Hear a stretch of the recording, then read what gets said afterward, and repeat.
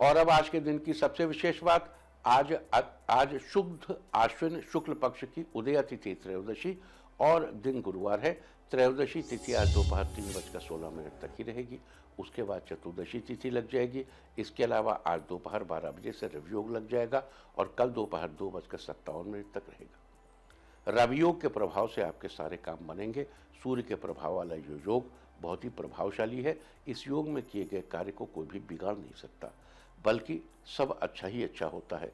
रवि योग व्यक्ति को अपने अंदर पॉजिटिविटी बढ़ाने में मदद करता है। इस दौरान किए गए कार्यों से सुख समृद्धि और सफलता प्राप्त होती है। इस दौरान खरीदारी करना भी बहुत ही शुभ होता है। तो ये थी रवि योग की चर्चा। और अब बात करते हैं आज के दिन से जुड़ी कुछ और योग और नक्षत्र की बातचीत।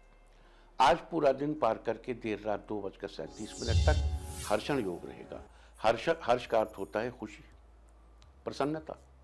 अतः इस योग में किए गए कार्य खुशी ही प्रदान करते हैं।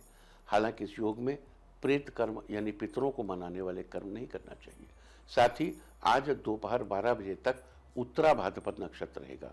उसके बाद रेवती नक्षत्र लग जाएगा, जो कि कल दोपहर 2:57 तक रहेगा। उत्तरा भाद्रपद नक्षत्र की बात करें तो उत्तरा भाद्रपद 26वां नक्षत्र है और इसका अर्थ है भाग्यशाली पैरों वाला व्यक्ति।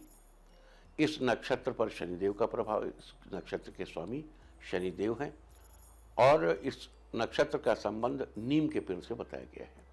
इसके अलावा रेवती नक्षत्र शुभ नक्षत्रों की श्रेणी में आता है और आखिरी नक्षत्र यानी 27वां नक्षत्र है। ये 32 तारों का एक समूह है जिसका अर्थ है धनवान या धनी। अतः इस नक्षत्र को धन संपदा की प्राप्ति और सुखी जीवन के साथ जोड़कर देखा जाता है। वैदिक ज्योतिष के अनुसार पानी में तैरती हुई मछली को रेवती नक्षत्र का प्रतीक माना जाता है। साथ ही बता दूं, इस नक्षत्र के स्वामी बुध हैं। बुध बुद्धि का कारक होने के साथ ही वाणी से भी संबंध रखते हैं। इसके अलावा आपको यह भी बता दूं कि रेवती नक्षत्र का संबंध महुआ के पेड़ से है। अतः जिन लोगों का जन्म रेवती नक्षत्र में हुआ हो उन लोगों को आज के दिन महुआ के पेड़ को नमस्कार करना चाहिए। तो ये थी आज हर्षण योग, उत्तरा भाद्रपद नक्षत्र और रेवती नक्षत्र की चर्चा। अब शुरू करते हैं अपने कार्यों को सफल बनाने के लिए आज रवि योग, हर्षण योग और उत्तरा भाद्रपद नक्षत्र और रेवती नक्षत्र के दिन किए जाने वाले खास उपायों की। यहाँ एक महत्वपूर्ण बात बता दूं कि आज की ग्रह नक्षत्र स्थिति के अनुसार सभी लोग ये उपाय करके लाभ उठा सकते हैं। अगर आप हर वक्त पॉजिटिव रहना चाहते हैं, अपने आप को फ्रेश फील कराना चाहते हैं, तो आज एक लोटे में जल और पुष्प लेकर सूर्य देव को अर्घ्य दें और दोनों हाथ जोड़कर उन्हें प्रणाम करें। ऐसा करने से आप हर वक्त पॉजिटिव रहेंगे। अगर आप अपने सभी कार्यों में बिना किसी बाधा के सफलता पाना चाहते हैं तो आज आपको एक कोयला लेकर पानी में प्रवाहित करना चाहिए। साथ ही शाम के समय घर के बाहर एक सरसों के तेल का दीपक जलाना चाहिए। बिना किसी बाधा के आपके सभी कार्यों में सफलता हासिल होगी। अगर आप हर मुश्किल परिस्थिति को तुरंत सुलझाने की ताकत हासिल करना चाहते हैं तो आज किसी ब्राह्मण के घर मिट्टी का घड़ा दान करें। साथ ही संभव हो तो किसी स्टेशनरी का काम करने वाले व्यक्ति को कमर पर बांधने वाली बेल्ट गिफ्ट करें। आप हर मुश्किल परिस्थिति को सुलझाने की ताकत रखेंगे। अगर आपके जीवन साथी के बिजनेस में पिछले कुछ दिनों से बहुत ज़्यादा समस्याएं सामने आ रही हैं, जिसके चलते बिजनेस की आर्थिक गति थम सी गई है, तो अपने जीवन साथी की आर्थिक गति को फिर से दुरुस्त करने के लिए और धन की बढ़ोतरी के लिए आज 3 मुखी रुद्राक्ष की पूजा करें और पूजा करने के बाद उसे अपने जीवन साथी को पहनने के लिए कहें। आपके जीवन साथी के बिजनेस में चल रही आर्थिक परेशानियां दूर होंगी और उन्हें धन लाभ होगा। अगर आप हर प्रकार के भय, कष्ट आदि से छुटकारा पाना चाहते हैं तो आज सुबह स्नान आदि के बाद श्री भैरव को जलेबी का भोग लगाएं। लेकिन अगर आसपास कहीं भैरव जी का मंदिर न हो तो अपने घर में ही किसी उचित जगह पर बैठकर मानसिक रूप से भैरव जी का ध्यान करें और ध्यान में ही उन्हें जलेबी का भोग लगाएं। आपको हर प्रकार के भय और कष्ट से छुटकारा मिलेगा।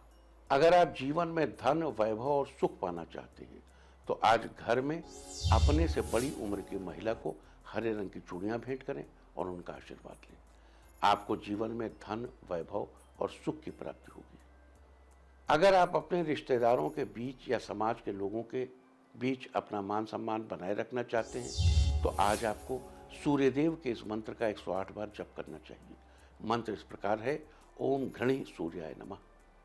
रिश्तेदारों और समाज में आपका मान सम्मान बना रहेगा।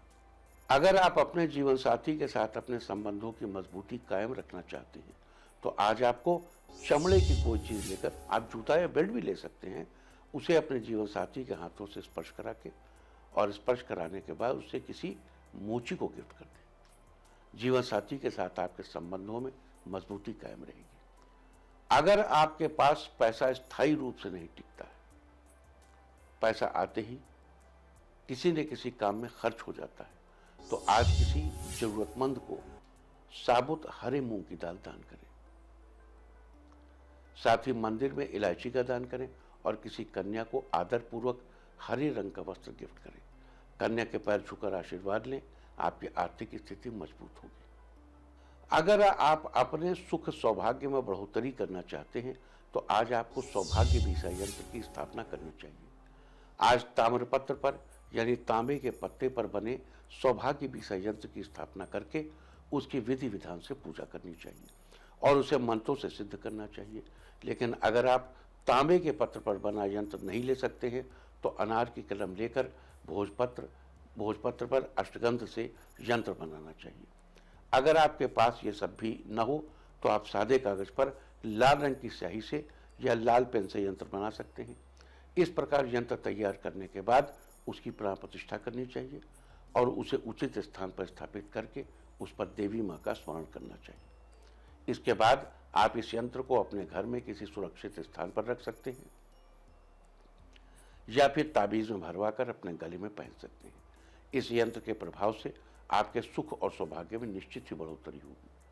अगर उच्च अधिकारियों से आपके संबंध ज्यादा ठीक नहीं है तो उनसे अपने संबंधों को ठीक बनाए रखने के लिए घर से दक्षिण पश्चिम दिशा की तरफ किसी खाली जगह पर नीम का पेड़ लगाएं और उसकी देखभाल करें। लेकिन अगर आप आज नीम का पेड़ न लगा पाएं तो कोई बात नहीं, आज आप केवल पेड़ लगाने का संकल्प कर लें और अगले 27 दिनों के दौरान जब भी मौका मिले किसी भी दिन नीम का पेड़ लगा दें। ऐसा करने से जल्द ही उच्चाधिकारियों से आपके संबंध मधुर होंगे। अगर आप एक लेखक हैं और अपनी लेखन शैली को बेहद प्रभावशाली बनाना चाहते हैं तो आज के दिन आपको देवी दुर्गा के आगे घी का दीपक जलाकर दुर्गा सप्तशती का पाठ करना चाहिए। साथ ही उन्हें लौंग और चुनरी भेंट करनी चाहिए। आज के दिन ऐसा करने से आपकी लेखन शैली बेहद प्रभावशाली हो जाएगी। तो ये थी चर्चा आज रवयोग, उत्तराभाद्र पर नक्षत्र और रेवती नक्षत्र के बारे में। उम्मीद है कि आप इस चर्चा का लाभ जरूर उठाएंगे।